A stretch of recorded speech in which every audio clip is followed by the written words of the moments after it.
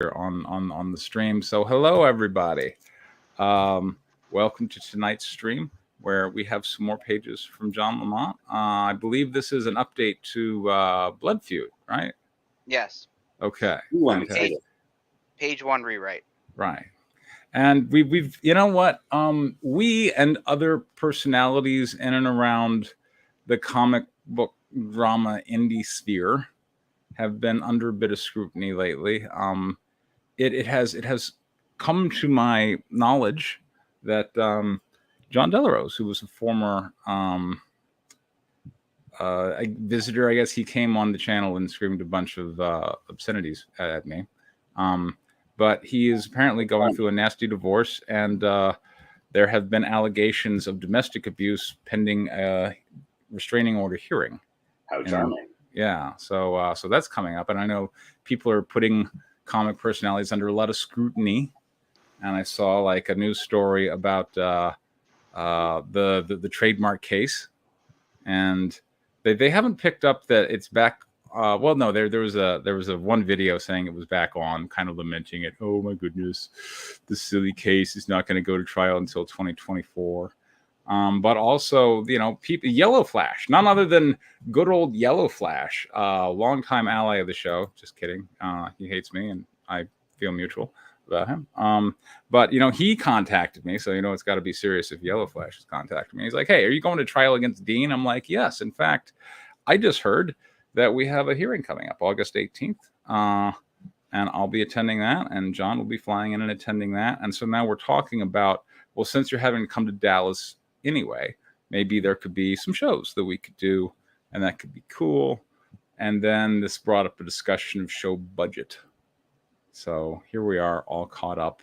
And yeah, John, I think, like, look, the one I would suggest would be Fan Expo or Fan Festival, which is put on by the Fan Expo people.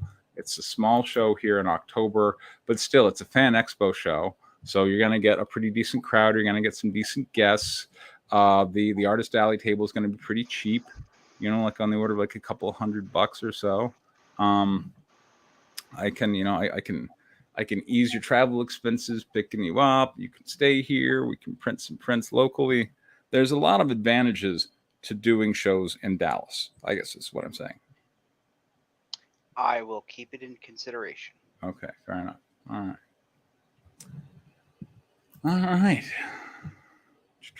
Meanwhile, let's see. All right, so I've updated the Palace pages a little bit. And we've got Blood Feud. Oh, and also here, you know what? Let's talk about some other comic book drama. Not really like serious, but That's people. I'm a question. Yeah, well, I mean, look, a lot has happened lately. This is a whole bunch of stuff. I'm like, geez, it's like someone needs to make a video analyzing all this crap. But here, share screen, Chrome tab. Here, so this has been in the news lately. Chloe, Zombie Slayer in the new Zombieville. This was a real zombie apocalypse in New York. Can the brave Chloe save the city? Currently on Kickstarter, 11,000. Was that pounds? I guess. So wow, that's pretty huge. Euros. What is that? That's euros. Euros. Okay. Yeah. L. Right. Okay. Got it. 11,000 euros. That's a pretty tidy sum. 197 backers, 13 days to go. And apparently this is an entirely AI generated comic book. And it's tearing it up on Kickstarter. So including the subtitle, apparently. Jesus. Yeah. Well, it's got boobs and zombies. Exactly. And like the question becomes, are we wasting our time here? Could we, then this goes to the writer's strike. Could we all just be replaced with an AI that just generates boobs, zombies, and Nazis comic books, and there it is, and we can all go home, I guess. I mean, what have I been doing for the last year and a half? I don't know, John. What have you been doing for the last year and a half? This is our question. Producing a comic book about boobs and zombies. Right. So could we save time by replacing you with AI and have you do other things? Save time and money because I wouldn't have to hire an artist. Exactly. Yes. Think of how much it would lower your production cost. You don't have to pay anybody real. Just just crank up the AI, generate the comic, and rake in the profits, right? Sure, maybe I'll do that for my next one. Okay, fair enough. Well, what do you think, Danny? I mean, so what do the interiors look like? Okay, let's let me take down this picture, and let me actually go to Kickstarter and look it up. Sorry about that. Like, all right. It's easy to like you can one page, like a full page piece. It's relatively easy to get an AI to generate. Yeah. Like even the lettering on that picture made me want to sort of vomit a little bit. It was, I think Comic Sans would have been an improvement. Right. But I do realize that I am a relatively sophisticated reader of comics because I give many fucks because I make them. Exactly. The average audience member gives fewer fucks. Yes. So I do know that like AI is certainly going to be an effective way to produce something at some point in the future. I'm confident it's still going to only produce things that are derivative. Yes, that's the way. Almost by definition, right? Yeah, and that's not to say that things are actually as original often as people say they are, because that's not true.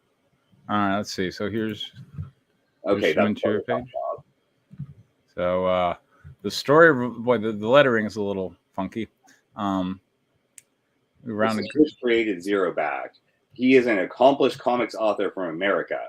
Yeah. So basically, the creator was also made by an AI. Yes. Exactly. I mean, the AI couldn't even center the lettering. Yeah. Okay. Well, let's scroll down. Let's see. Okay. These are Photoshop. Armed with their skills and courage, Chloe enters into an unequal battle against hordes of the undead. She displays her bravery and combat prowess as the city is enveloped in chaos and despair. Swearing to defend her fellow citizens, she overcomes personal fears and obstacles to become the savior of the city. This is it. By the way, this kind of copy is exactly how you shouldn't sell a book. Yeah. By the way, this is the people point out the style of the character changes pretty dramatically here. Well, also you'll see that. Sorry, the reason I'm saying Photoshop. If you scroll back up, the version on the top panel is just pasted on top. Yeah. Scrolling down, the second panel probably pasted on top. That looks like the cover art almost. Scrolling down a little bit more, that is the cover art pasted on top. Right. That's the cover art reverse pasted on top. Mm-hmm. And look, it's cropped to the wrong frame. Right. Chloe unites the remaining survivors, inspiring them with her willpower and unwavering determination. She helps them find shelter, organizes defenses, and devises strategies to resist the zombie onslaught. The fate of the city rests in her hands, and she fearlessly rises to the challenge. There she is, pasted on top of some more panels. So, like, what I'm seeing here is like, okay, you know those like cutscenes in cheap Asian video games, where like instead of showing you the scene or people talking, it like shows you half of the scene and then has talking heads for dialogue. Mm-hmm. It looks like that. Yeah. Just changing the background art. Yeah. I'm sure it'll do great because no one cares about the AI. They care about tits and zombies. Yeah. Hold on. Scrolling up. Was that actually a panel that she's in?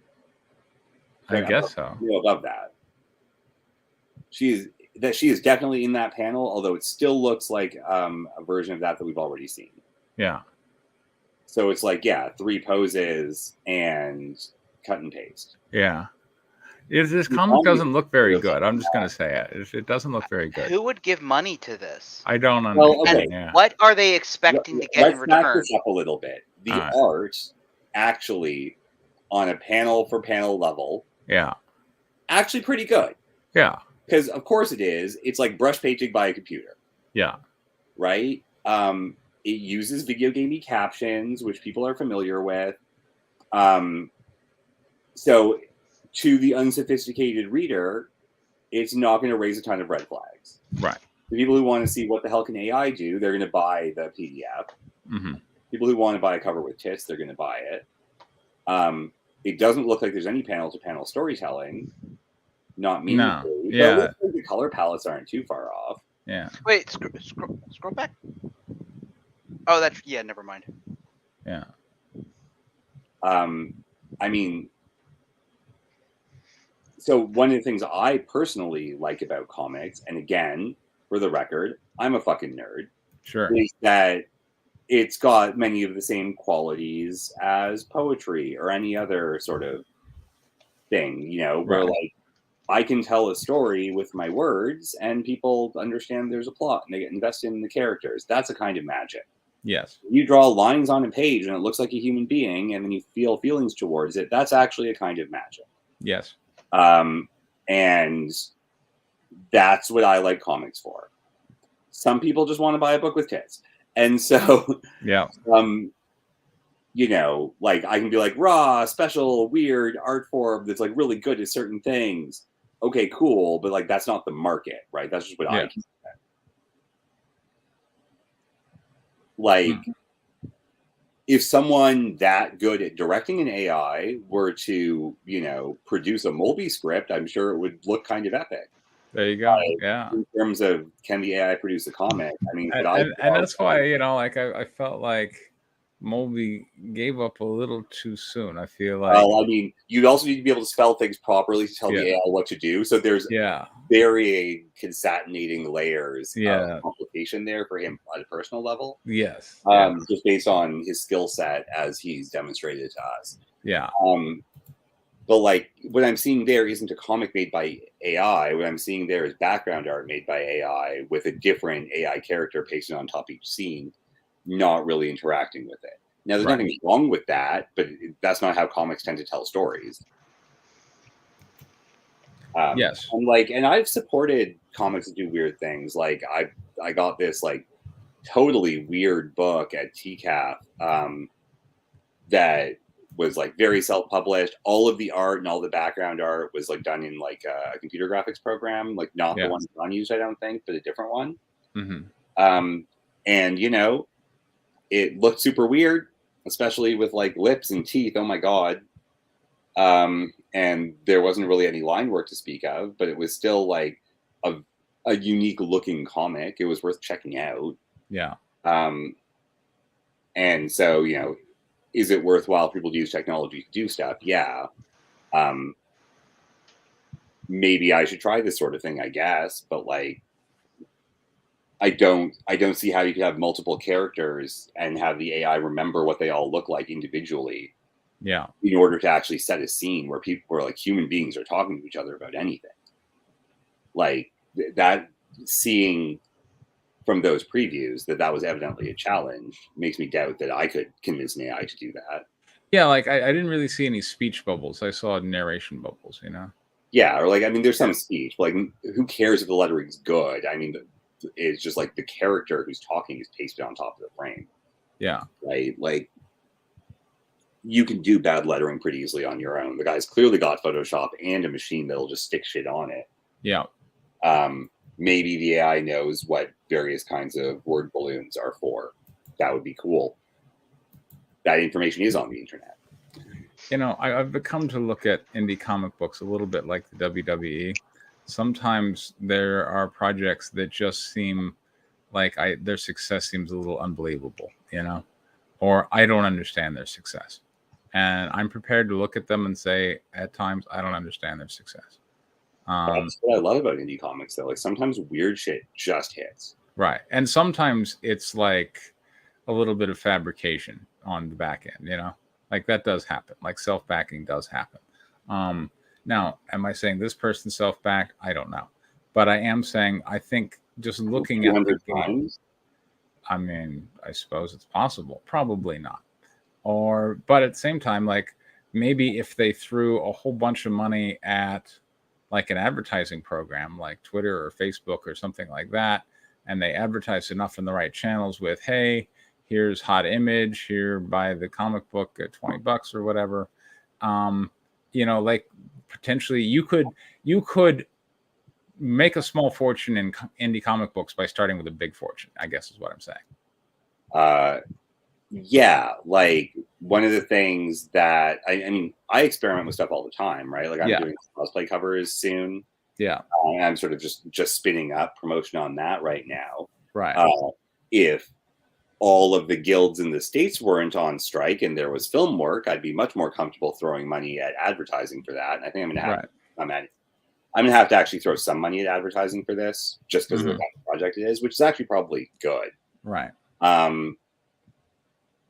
And we were just talking about cons. Like I just committed to a couple of medium-sized events, I guess. Right. That I'm quite looking forward to, because I need to be out there and doing the thing and like grinding it out. I mean, most people like can be successful once. Yeah. Right. Yeah. And I mean, one of the reasons you're good and John's good and I'm okay is that we're all pretty consistently successful to the same level. Right.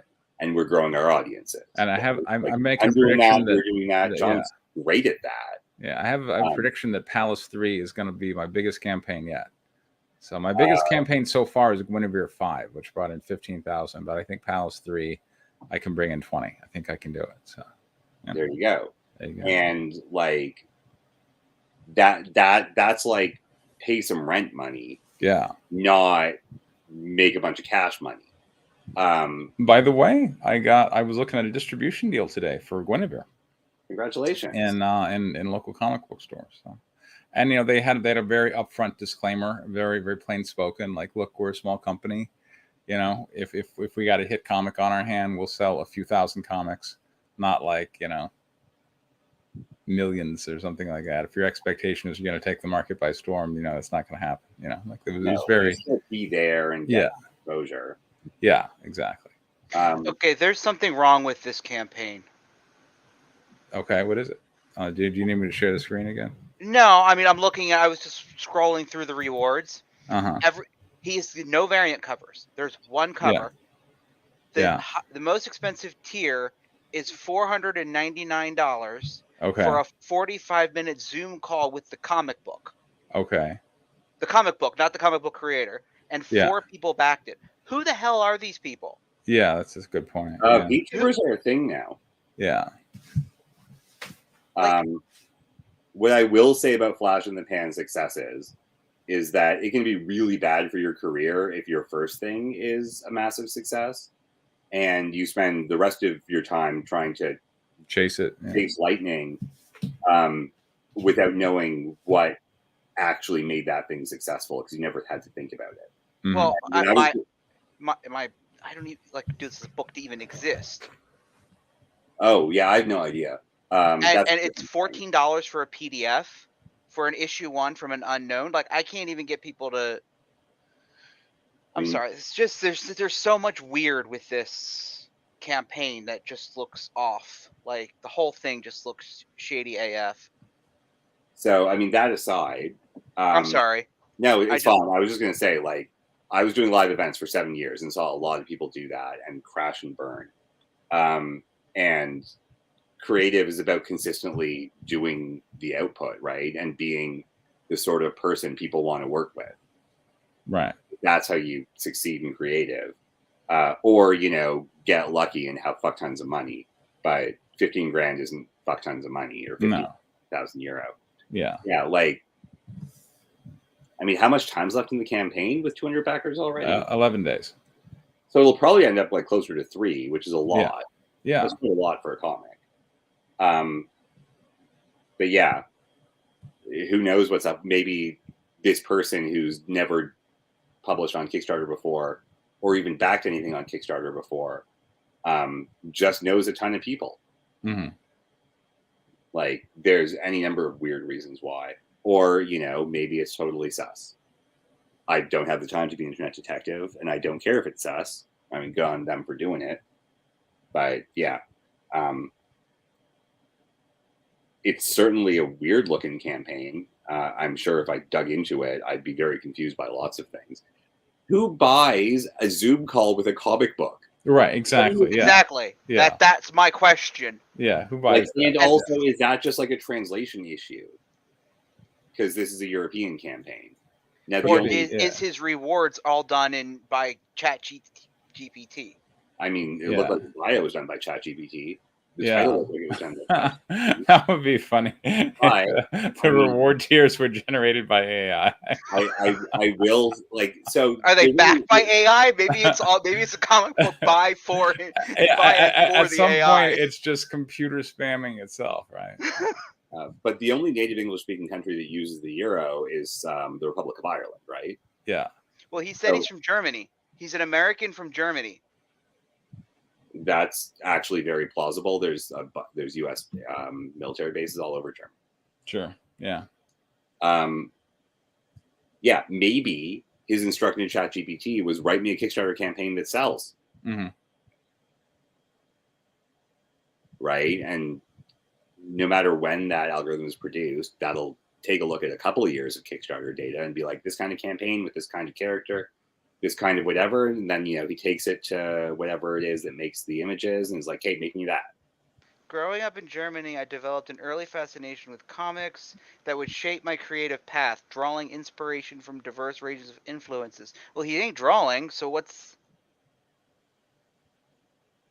Yeah, it is very vague. Yeah. Like, all of the copy is vague. All of the everything is vague. The book probably kind of exists. Assuming that he'll actually print it and get it to people. Okay, and it's not just so a he's scam to take money. Like, what's his name who did the Indiegogo thing that everybody hates?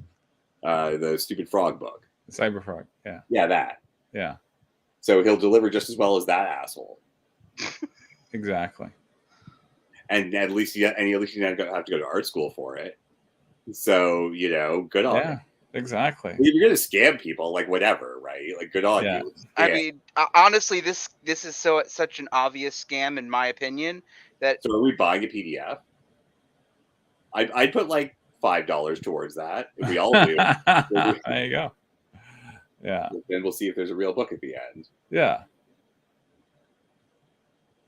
That would be a good question. I am committing right now. I will pay for a third of that PDF. Okay, I'll buy it. There we go. I'll go and buy the PDF if it's pretty reasonable. Back here, one of his comments says, "Very interesting. I want just support." Oh, that's so nice of you, sir. That's so that's so interesting. Very interesting. I want so nice support. Yes.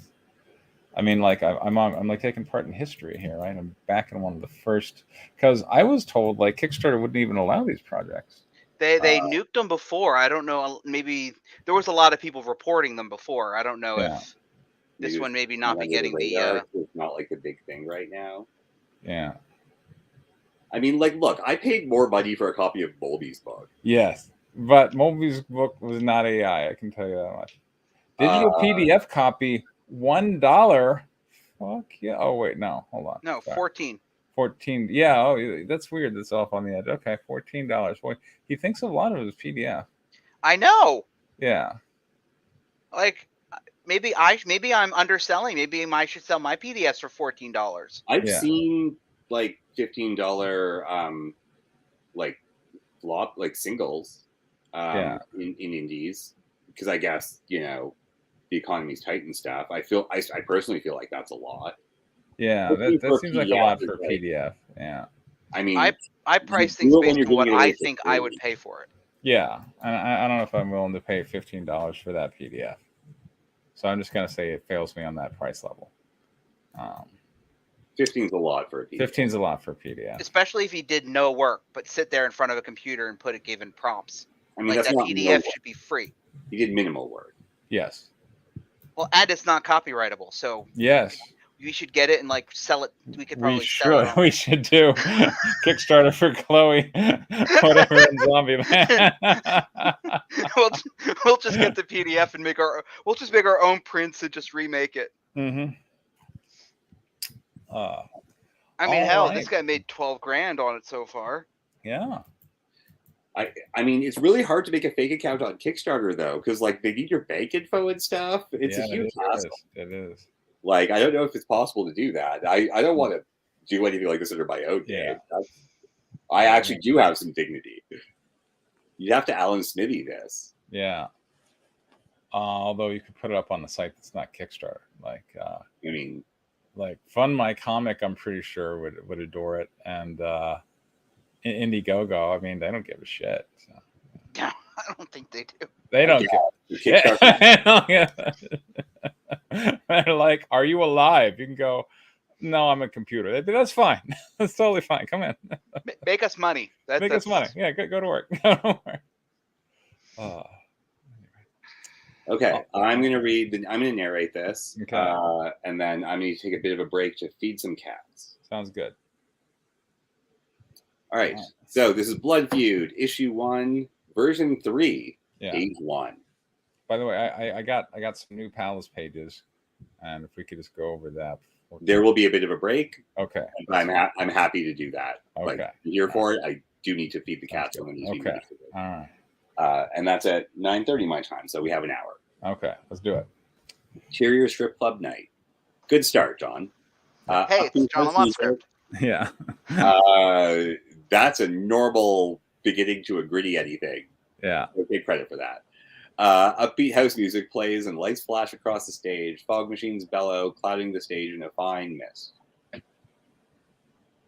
And now, ladies and gentlemen, the Bourbon Street Pussycat Lounge presents an employee who took out job posting a little bit more seriously than we expected. Literally. Yeah, literally. I said that. You said seriously. Oh, you're right. It's literally. Strutting from behind the curtains struts Artemis. Wearing black lingerie, just a single one. Yep. Cat ears, makeup, kitten mittens, a garter strap on her left thigh, and a furry tail fixed into an arc. Well, that's why it's a lingerie. That totally scans. Artemis. Reaching the front of the stage, Artemis paws the air. Meow. Interior, dressing room, night.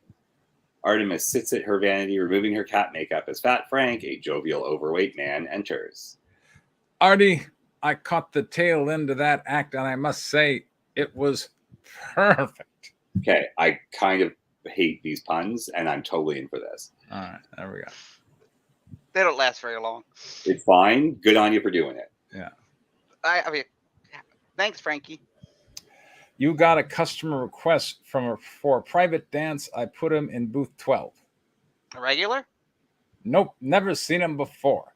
But he asked for you by name, and when put on that Catholic schoolgirl outfit you got, something tells me that's his kink. Alrighty.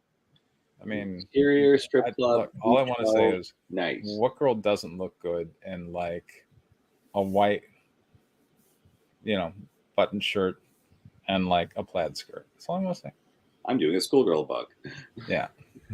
Artemis, wearing an outfit reminiscent of 90s Britney Spears, struts into his secluded booth, finding Priest sitting alone on the couch. Forgive me, Father, for I have sinned. Artemis bends over suggestively to start a small music player. Can you help me with my studying? I'm afraid Mother Superior is going to beat me if I don't pass. Artemis leans into Priest, rubbing her hands up his legs. As she gets close, Priest leans in, whispering, I have the information you wanted. Artemis sits on Priest's lap, straddling him, gyrating against him to the beat of the music.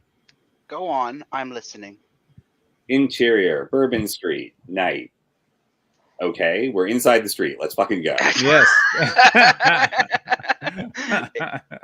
Somehow, yeah. Revelers pack Bourbon Street as Mardi Gras is in full swing. Partygoers in the balcony belts, beaded necklaces to the women flashing their boobs, the men wearing large fake breasts. Artemis, wearing a simple floral dress, moves through the crowd towards Canal Street. Interior, New Orleans Street. Get inside the street, God. Actually, this is backwards. It's supposed to be interior the rail car. But that's a typo on my end. But anyway, you are correct. That's not what you wrote, John. I know it's not what I wrote. Anyway. Artemis enters the rail car, drops $1 coin into the reader. Good evening. The driver, an older African-American male, 40, blah, blah, blah, blah, blah, blah, blah, blah, smiles back at her. Evening. Artemis checks out the rail car passengers before taking a seat. A haggard old woman. There we go. wrapped in a dirty shawl, sits in the ADA seat. Jorge, a large, burly Hispanic man wearing worker's clothes and a hard hat, sits in the back. A young couple, husband and pregnant wife, sit off to the side. Single middle-aged professional male wearing earbuds sits by himself. Artemis takes a seat as the rail car begins to move along Canal Street. The professional gets up, removing his earbuds, sits next to her. I don't think I've seen you ride here before. Yeah. Is that so? The rail car stops. The doors open. 3 young punks enter. Ooh, buffet, my favorite. The fare's $1. Oh, sorry. Just drive, old man. The third punk leans into the old woman, recoils. Oh, shit. Who ordered the side of garlic bread? You reek, Grandma. You forget what a shower is? Artemis eyes the punk's reaction to the old woman's smell. The second punk grabs the driver's shirt collar. Punks are bad people. They need to go down. Stereotypical 80s punks. Yes. I said drive. The rail car starts moving. Meals on wheels, just the way I like it. The first punk stares down the profession, who sheepishly moves back to his original seat, allowing the punk to sit beside Artemis. He leans in uncomfortably close, sniffs her neck. You smell weird, but I like it. It's intoxicating. I think you're also punk 3. Sorry, Preston. Well, yeah, but we still have... Yeah, sorry. The third punk stands over the pregnant couple. Oh, looky here, a combo platter. Jorge stands up. He's a tall, well-built man. John. I think you 3 need to get off. The third punk looks up at him. Oh, look what we have here. We might have to tenderize you a bit before dinner.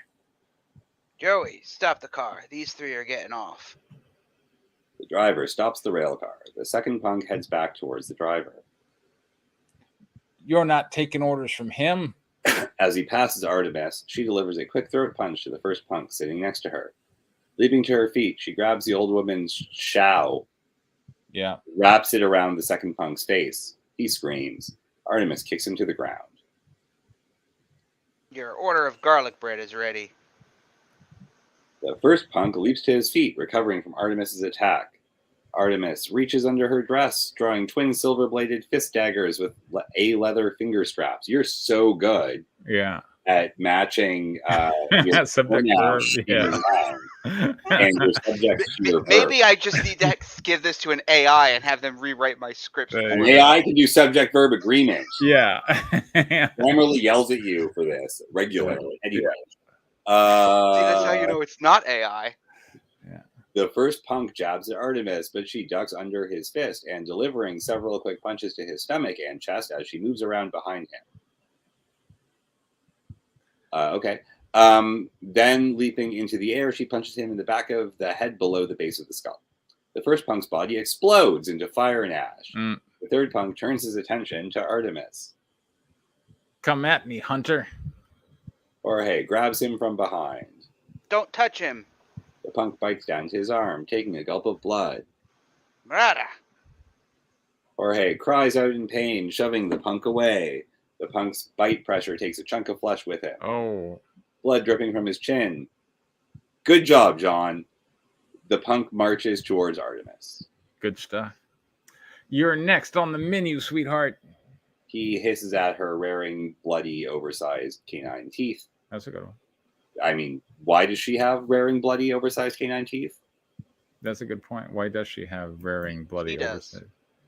He hisses at her, rearing. Oh, rearing is bloody oversized. Yeah, yeah, exactly. Yes, it is bloody as opposed to her bloody oversized canine teeth. Artemis grabs the parallel rails, throwing her legs up around his neck. Letting go of the railing, she falls back, bringing the punk down with her before stabbing him in the ears with the fist knives. Artemis rolls back to her feet as the third punk explodes in fire and ash. The second punk gets up, pulling the shawl from his face, his skin red and splotchy, suffering from an allergic reaction. Artemis turns to face him. What are you doing here, Aiken? I don't answer to hunters. The Empire is supposed to be feeding you. Why are you here begging for scraps? Die, bitch! The second punk attacks. His moves slow and weak due to the garlic blanket.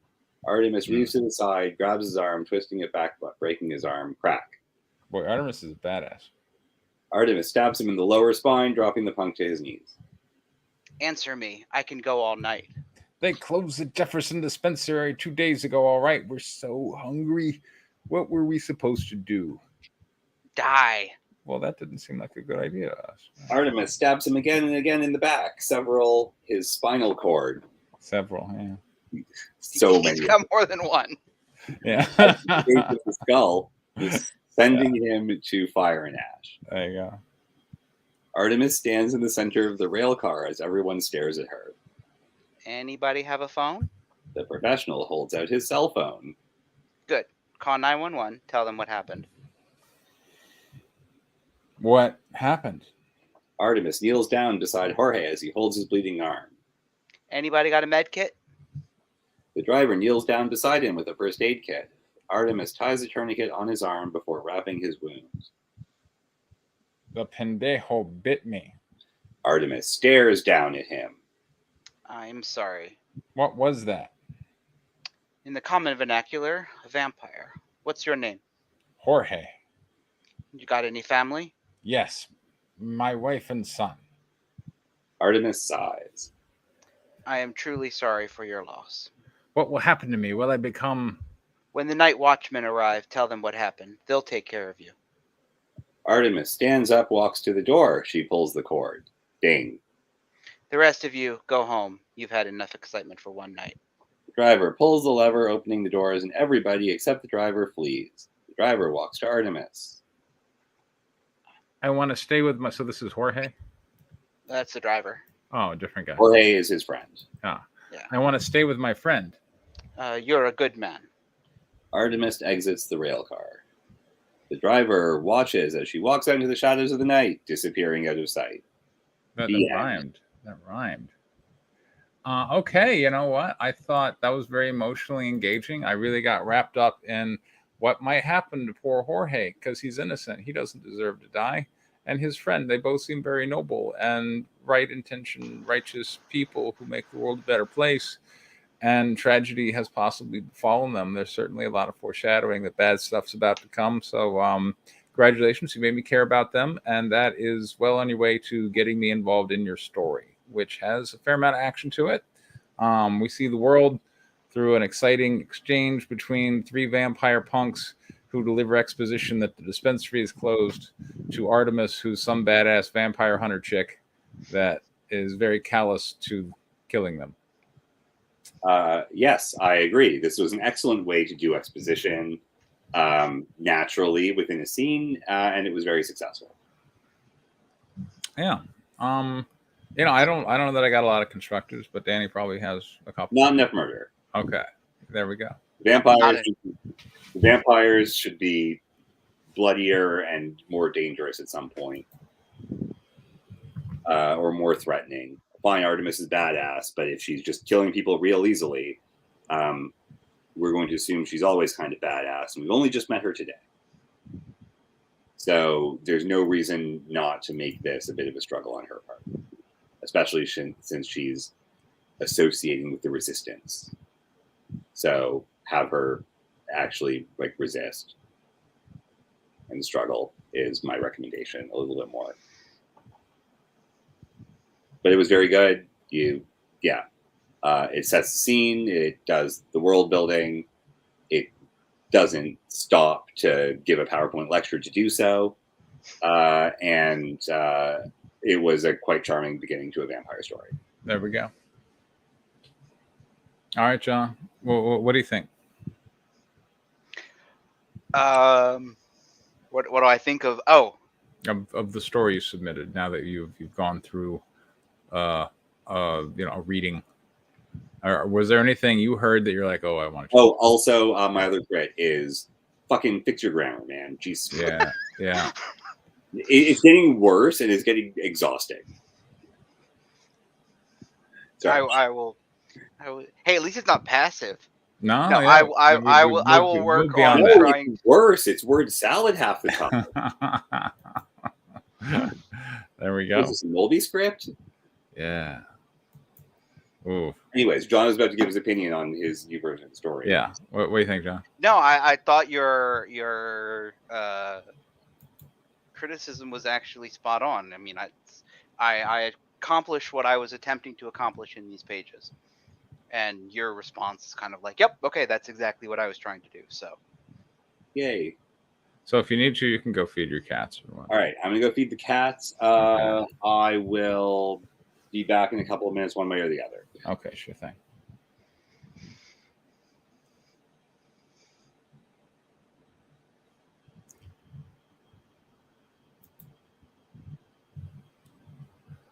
Yeah, I posted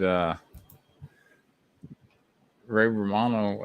I don't know if his first name is Ray, but something Romano. Like, seems like brother to Anthony Romano, who's related to the use of the Comicsgate trademark, is continuing to make videos on comicsgate.org saying that lamenting the fact that the trademark trial has resumed.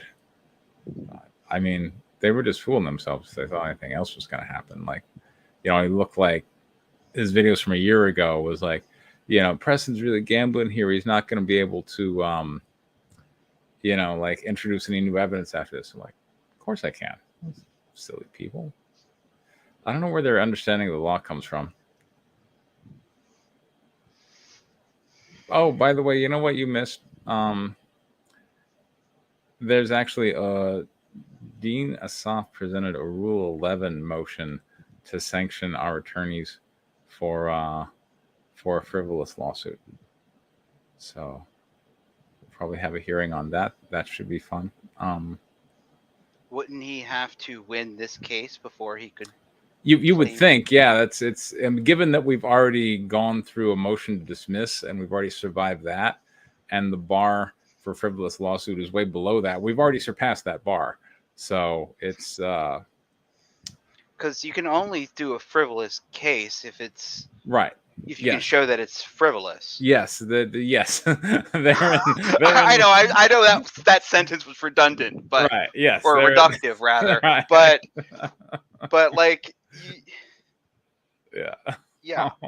So, you know, we're gonna have a hearing. He's gonna go up in front of the judge. I mean, look, just for the judge to decide, right? So we're gonna get some judge time, and finally, a judge is gonna have a hearing in the case, and it's gonna be Dean going, "It's frivolous, Your Honor."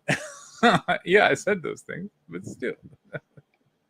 Okay, sounds good. Well, that's like his opinion, man. It's like, yeah, exactly. He's going with the Lebowski defense. This is like an opinion, man.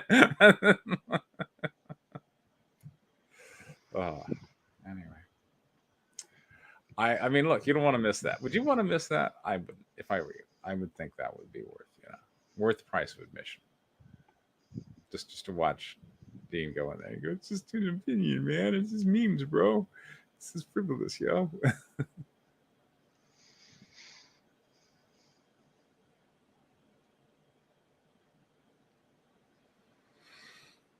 But yeah, John, I think like you did a pretty good job. You know, you didn't it feel better? Like feel more exciting? Well, who's Artemis? Now I'm wondering, because like I was expecting the same characters of Decker and Decker's girlfriend. Wasn't Artemis Decker's girlfriend? She was. Okay, but now she's like a badass vampire hunter. Yeah. Okay. She is. Okay. Was she always like that? She always was. I just had this really complicated backstory that got her into a relationship with Decker. Okay, got it. Guys. Hello. So right, I'm just moving in so I can supervise the cats. All right. They're not allowed to eat each other's food, and it's real annoying to get them to do what you want. Yeah. There's some phrase about hurting cats, and it's true. There we go. All right. Well, I'll do some narrating, and John, you can read Thora. How's that? All right. All right.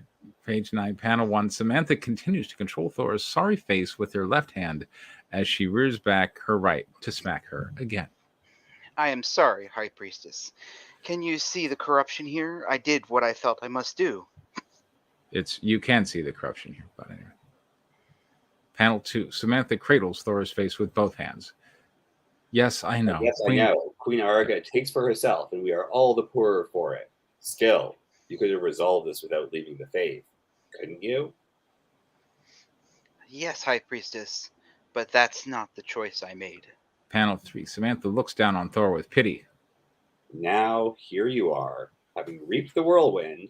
I am tasked with keeping you alive until you can suffer a painful, humiliating death in front of your former friends and noblewomen. Page 4. Samantha studies Thor's face carefully. But there may be another way for one who wishes to repent of her sins. Mercy for returning to the faithful. Queen Arica will never allow it.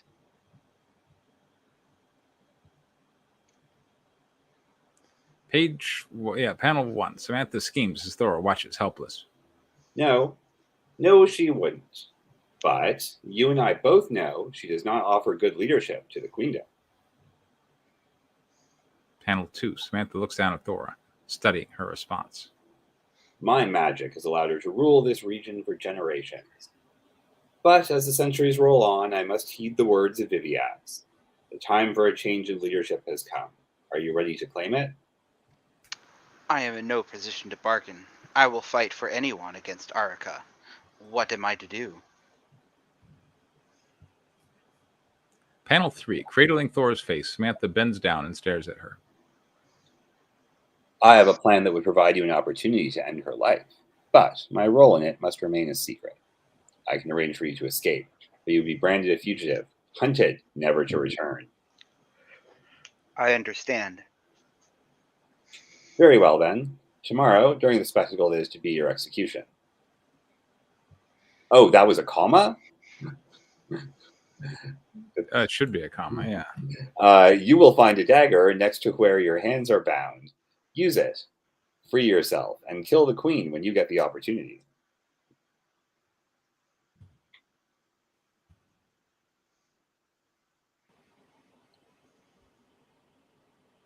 Page 11.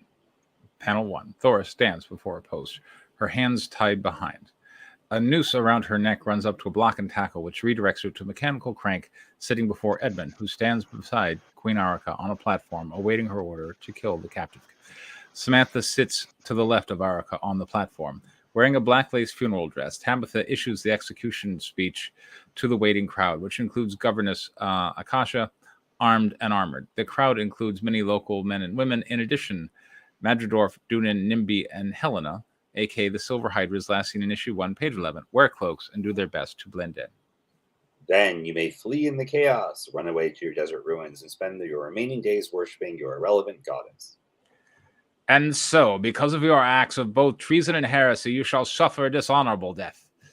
Is Samantha done for now? Because I can take over Tabitha. Yeah, Samantha's done for now. Panel 2. Behind her back, Thor uses a dagger in her right hand to saw into the rope binding her hands behind the post. Henceforth, your name shall be stricken from the history of the Governess Legion. All records of your very existence destroyed. Let the entry of Thora to the Forbidden Names list be the only proof that you ever existed. Panel 3. Foreground. With sadness in her face, Tabitha faces Arica and Edmund, who seem to relish the excitement of what's about to happen. Background. Thor remains tied and stoic. The prisoner awaits execution, Your Highness. Page 12. Panel 1. Edits. Standing... Nice, obvious edits. I love it. Yeah. Panel 1. Standing at the executioner's crank, where the rope from Thor's neck secures, Edmund expresses his impatience. Seated upon her throne, Queen Arica savors her moment of triumph. About time. You women do love to prattle. All right, John. I am in no hurry, my dear. I intend to savor my moment of victory. Sarah? Panel 2. Governess Sarah, issue 4, pushes Gretchen onto the platform where Arica and Edmund sit in judgment. Gretchen's face and body betray the bruises of her capture. Ropes bind her hands behind her back. Bring her apprentice. Why is the A capital in back? I don't know. Why not? This is not a spelling mistake, John. Yeah. Panel 3. Thor's surprise and dismay gets the better of her. Gretchen? How did this happen? Panel 4. Sarah presents Gretchen to Edmund, who remains standing by the crank as he grabs Gretchen roughly around the waist. Without your leadership, these rebels fell for the old prisoner exchange ambush. Fell A most or dishonorable trick. What were you saying, John? These rebels feel for the old prisoner exchange ambush. You're right. It should be fell. Okay. There we go. No. You're so good at this. Fedgel? Well, hold on. Look, I'm having to do this around the microphone. Is it that one? Yes, it's that one. There we go. Yeah, John is very good at this. We should get him like spell check and stuff. He's he's really good at this. Yeah. Anyway, 13 panel 1. Just not subject verb agreement. Or spelling. Or Don't spelling. edit yourself, God. Yeah. My words are spelled correctly. They're just not the correct You did not spell shawl correctly every time it appeared in that last script we just read. But it was spelt, the word was spelt correctly. It was just not the correct SHAW. What word is that? What noun is that? What does it mean? I don't know, but the spell check didn't catch it. Hold on. Probably because you overwhelmed it with bullshit. Shaw. Okay. According to the dictionary, no. Shaw. Let's see. Shaw is a name, really. It's definitely a name. Dictionary.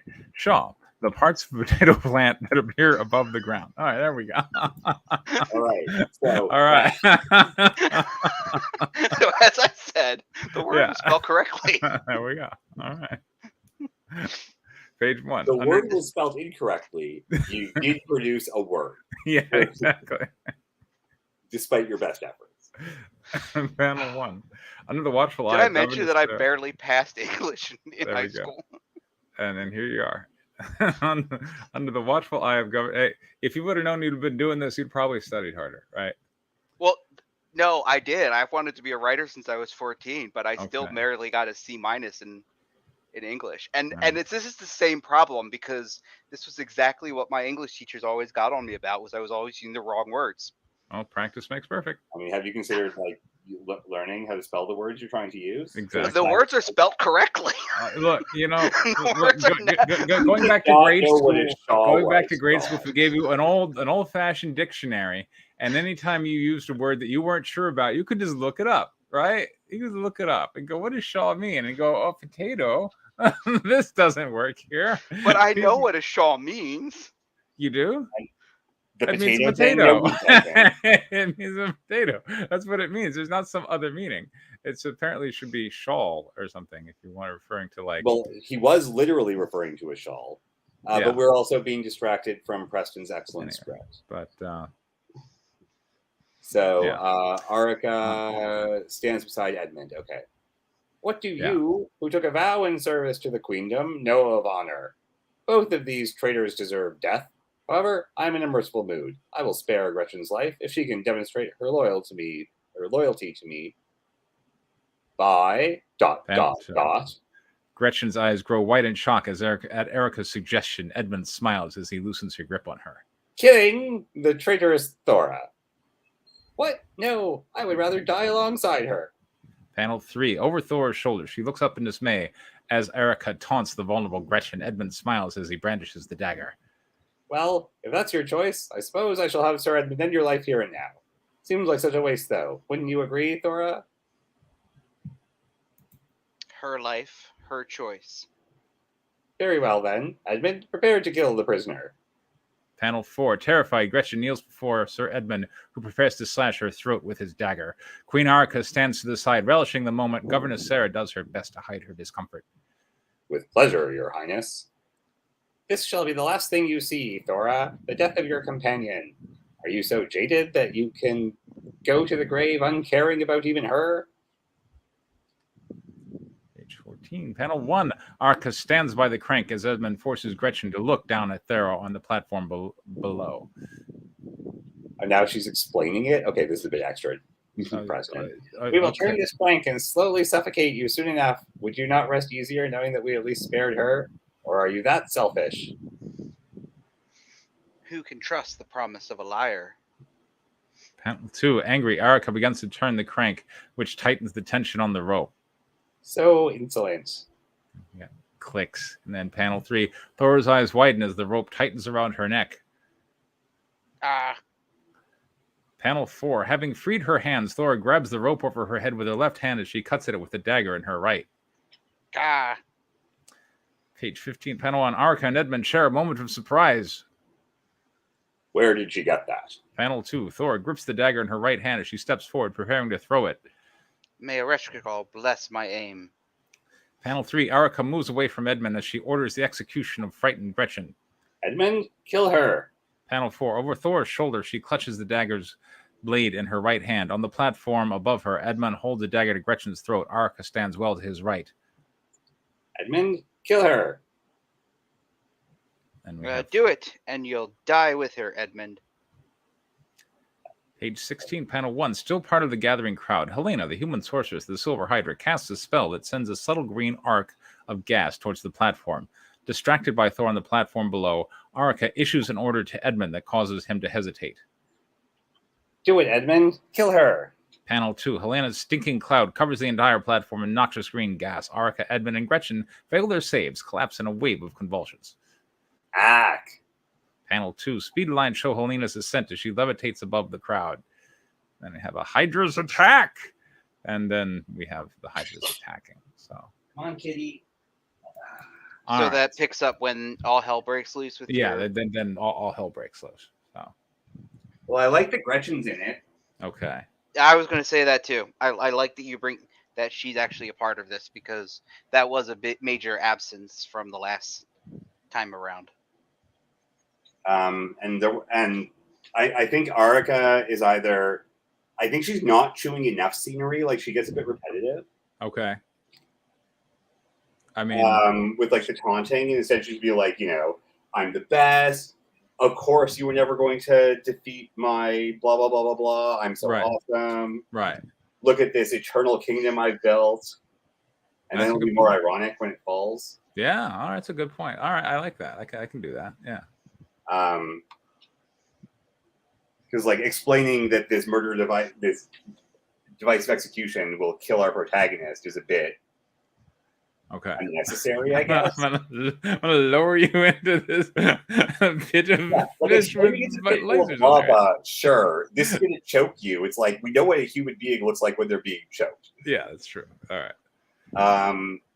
I did notice something that I don't know if that was ever explained. It was like how old everybody is and how long this kingdom's been around. Yeah.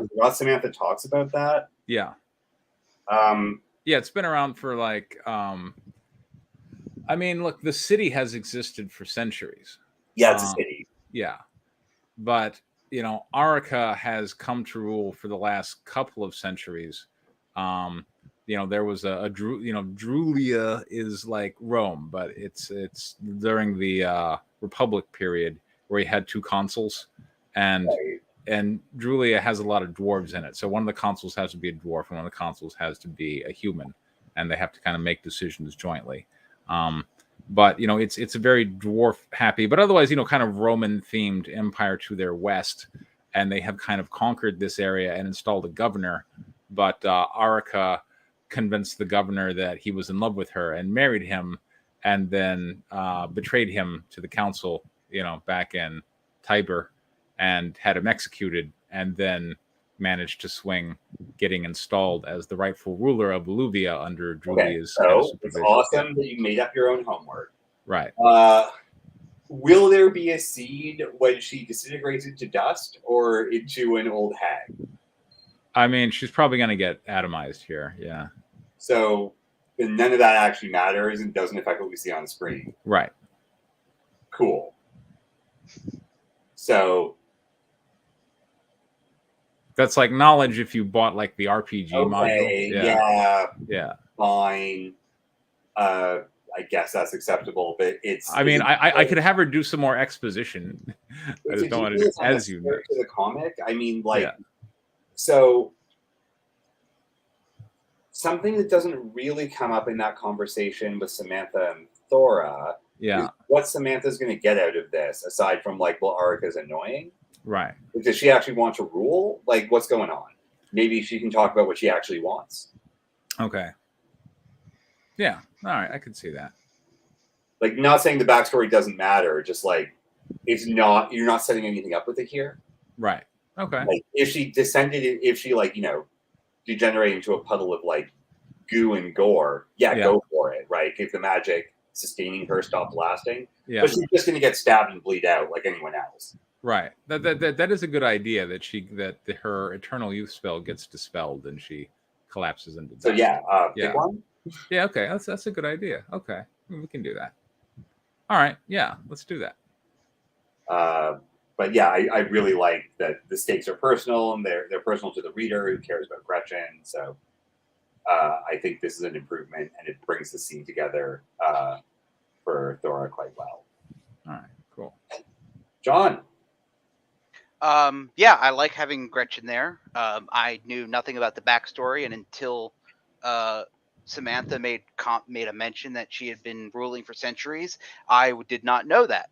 Mm-hmm. So, to Danny's point, and let's see. I was a little confused, which will probably be fixed when you in your art direction, but I was a little confused about the fact that they were on a platform above Thora. Yeah. Because usually I think of a hangman's noose being on a platform above everybody else, and you're right. I guess I could switch that.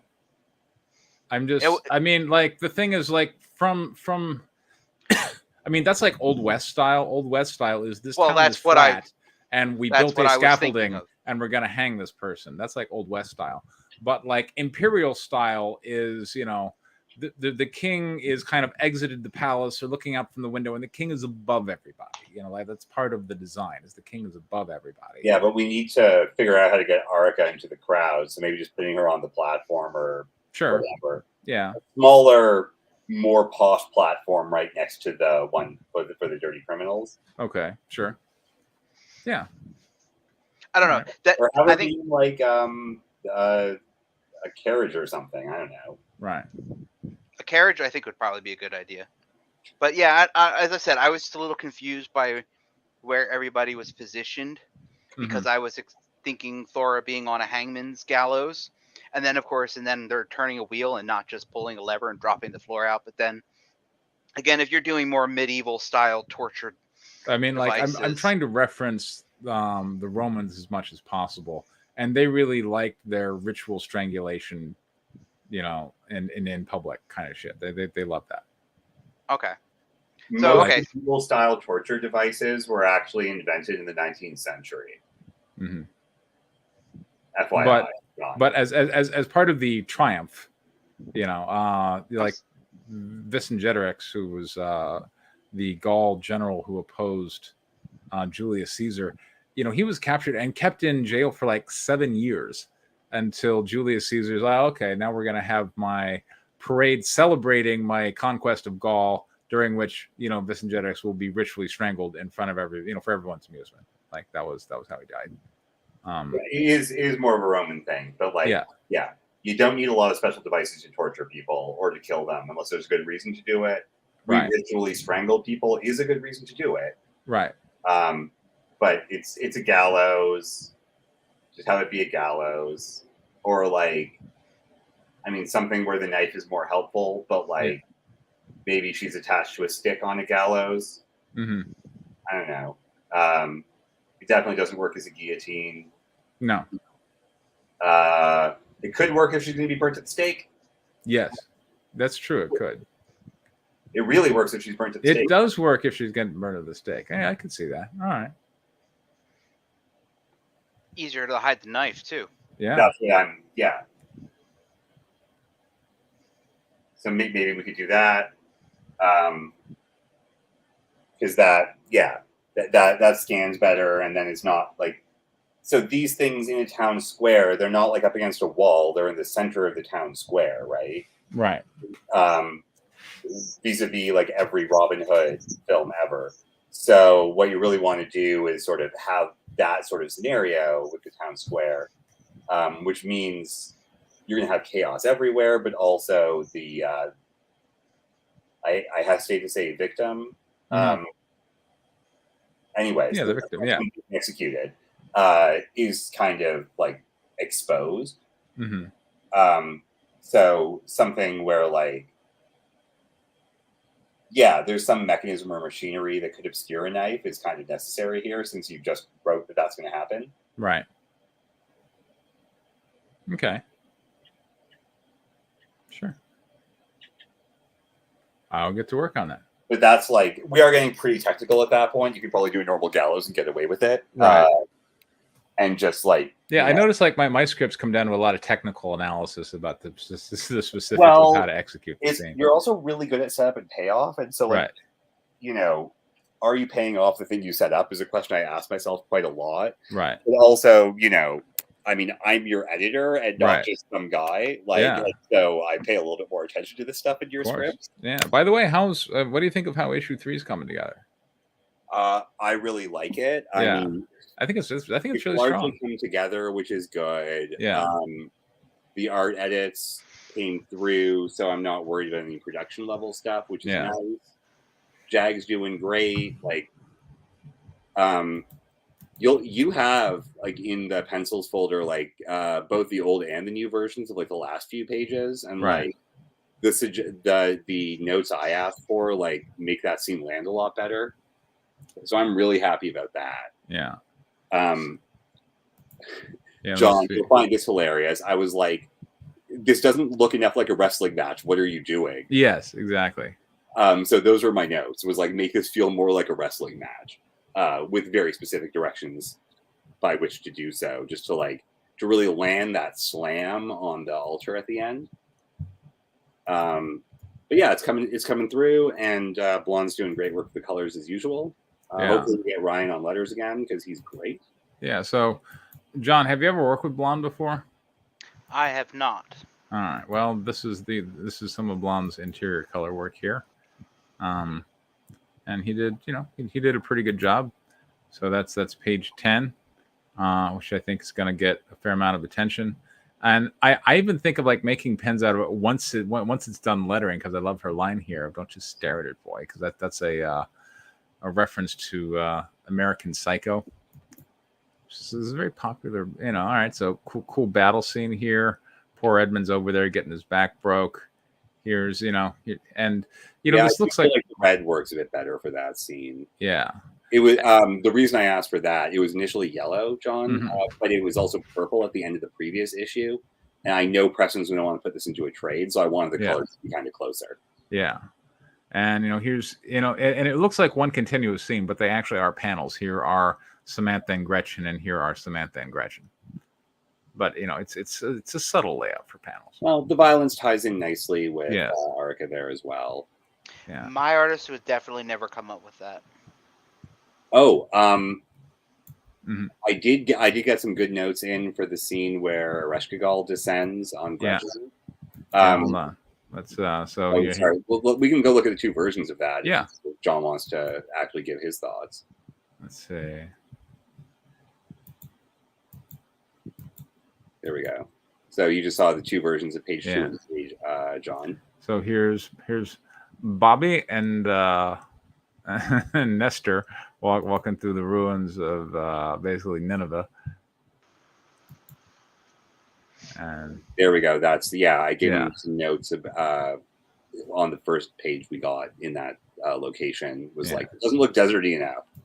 Yeah, we added some more orange to it. It was a really gray night. This page, I think. Yeah, and it was really gray. And I was like, no, let's add some red and orange in there. Yeah, here's Thora helping Gretchen up on the altar.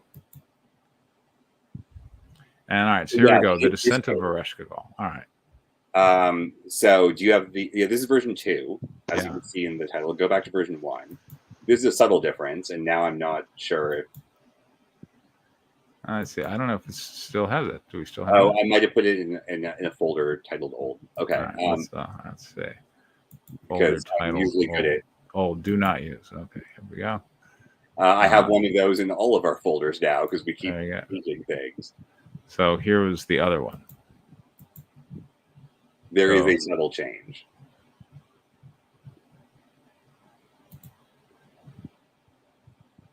No, I have no idea what we're looking at. Cool. Let's go back and see if you notice it. Right. It's in panel 1. That's my hint.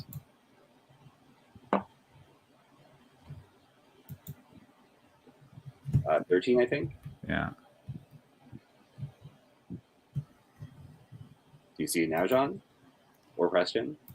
I see I like have the no idea change what in I'm the looking color, for. right? Like Nope. the change in the We desaturated Gretchen.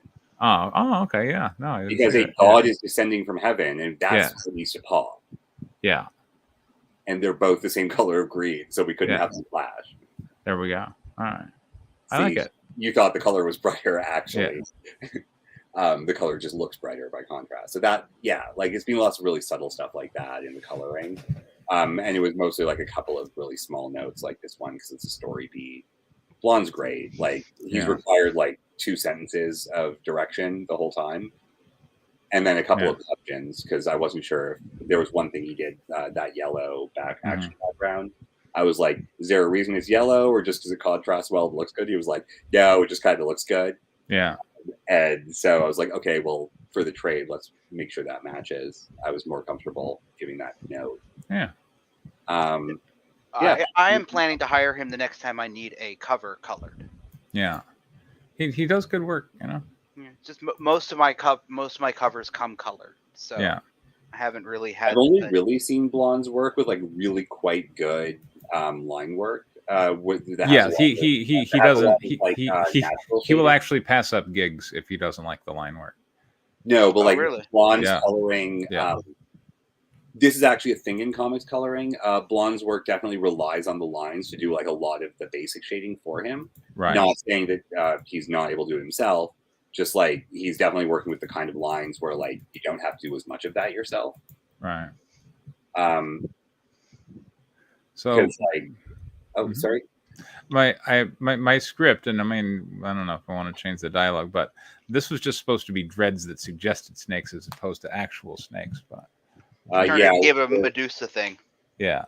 Well, we went way far with the Medusa thing, is what I'm saying. And you know, it's okay. It's that's her aspect is manifesting way more in the temple. I just worried. That might be a thing that we solve with colors. Yeah. Because I don't want people to get confused and think that is Eresh Kigal. It's not. It's like she is, manifesting as the avatar, and so she's taken on some of the traits of her goddess. And Blonde will definitely have to do some lighting effects if that's going to happen. Yeah. And Nestor's like, I don't know what's going on, Baba. But there looks like there's boobs. And and this page looks cool where Thor is challenging them with the sword. Yeah. Do we have pencils for this stuff? We do. We definitely have pencils for this stuff. Well, yes. I mean, if we have inks, then Well, they're up. Yeah. That entire sequence, there was just some like continuity of action stuff that we got fixed, including the sword stopped teleporting hands. Awesome. Because that was bad, and I'm gonna have to actually flip some most of the art on page 19, I think, or 20 to fix some more of that stuff. I'll just do that in the inks. It's all come out really well. Ediano did a great job. Jag's good. Obviously, Jag's good. Yeah. And Blonde knows what he's doing, and he's made the locations feel different, which I really like. Yes. And I don't know where the fireman's carry throw is, but that's in pencils. Oh, okay. All right, let's take a look in pencils. In the low res. Yeah, we'll go pencils, I think. And you ignore the old do not use folder, and everything else should be labeled. So that's the sword in the correct hand. Go team. Yeah. That's what's changed in that version. Yeah. So anyhow, that's clearly Thora. There's a fireman's carry. So panel 3 there. Yeah. Was initially the short side of the altar, not the long one. So it was like for some reason Thora walked all around to a different side of the altar instead of the easy one, and also not the one we used for everything else, and that didn't work. Yeah. The other fireman's carry stuff was just making sure on the page before this that was it Nestor? Yes, Nestor, yeah. Was not like flat on his ass Yeah. because fireman's carry doesn't work. He has to be like crouching forward, basically. Yeah. So, so it's not that she deadlifts him; she just fireman's carries him. Yes, exactly. So that's 22 version 2 is where that happens. This is I love this crotch shot here. This I didn't even write it in, and there it is. I love it. That's a great crotch shot. I mean, it's a good angle to do that. She's not waiting to see. Yeah, like and she's in like a power action pose here. Yeah, so yeah. If someone's squatting, you're going to see some pubis. Yeah, I like it. Oh yeah, it's strong. I look forward to it. Anyway, Palace issue 3 coming up. I've got hopes for it. We'll see what I do. When do you plan on launching? I'm waiting for a cover from Anna Zhao. Mm. I did an homage.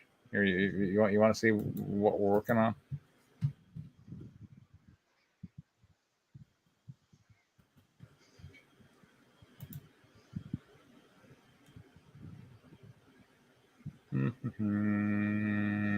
Where is it?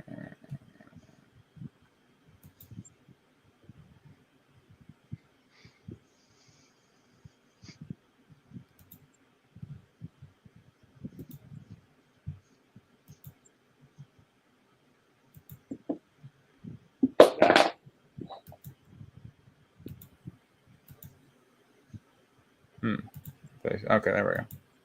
So this is like the rough sketch. Wait, what do you think? What do you think, Jen? It's gonna move some product. I think so. Yeah. And like it is. If you're familiar with the issue, it is a clear homage to a specific girly magazine. But I mean, it's a generic enough pose, I think.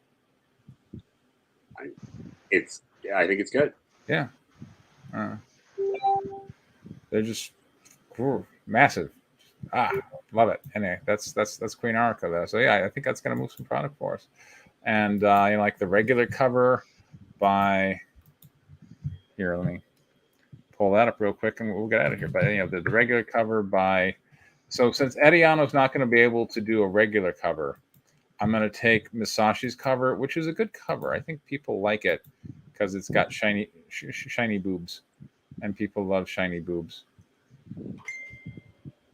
Is that the one you showed me before with the the altar?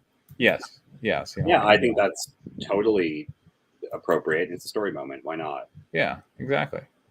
So since he's not going to be available, here's the promotion link. We've launched 29 people currently signed up. I'm designing a landing page to promote it. But yeah, like so we got Whiskey Paint doing that cover, and the other one's going to be Miss Sashi's on the altar, and then we got Anna Zhao, and I think that's enough. Yeah, I don't think you need too many. Yeah, I don't think you need too many. They're all hot. I mean, there's going to be this one. There's going to be a nude version of this one. There's going to be Anna doing you a nude version. Oh, well, I mean, hello. I mean, okay. So, and then did Misashi? And for that matter, you know what? Yeah, Misashi did a version of it, but Misashi's cover is actually going to be the main retail cover because Adiano is not available. Right, but you can still use the nude version, right? Not as the main retail. Well, no. But you can still use it. Misashi did not do a nude version. Oh, she did not. Okay, that was my question. Yeah, I mean, like, I feel like I don't always need one. Like not every. Nipples don't have to be thrown at everything under the sun. I know that might seem a little sacrilege. Yeah, iComic doesn't have nipples. Yeah. It's doing fine. I mean, I certainly don't mind being gratuitous, but I don't need to always be like, and show me the boobs. I don't know. I like to give people options. Yeah, I mean, sure, but I've given chest-loving men plenty of options, and like here, this version. So this is the main retail cover is I think pretty good. Oh yeah, that one. Yeah. Yeah. I mean, you don't get to see them, but you do get to see them. I mean, they look good, you know. Yeah, that's going to be a very nice cover. Yeah, and as the main retail cover, I think people are going to really like it. Yeah. Yeah. Anyway, there we go. Alrighty. All right, everybody. Well, hopefully we'll meet next week, and we'll have some more technical stuff cleaned up in Palace, and maybe John will have some more pages. I will. I have the other half of this Hopefully issue. I'll have some pages. There we go. Awesome. I keep saying I'm going to, and eventually I will. My illustrator for The Haunted Head, among other things, is nearly catching up to that first batch of pages I wrote. Cool. So I'm gonna have to edit some more pages, and I'm gonna bring you here first. Okay. Awesome. All right. I look forward to it. Take care, everybody. Good night, everybody.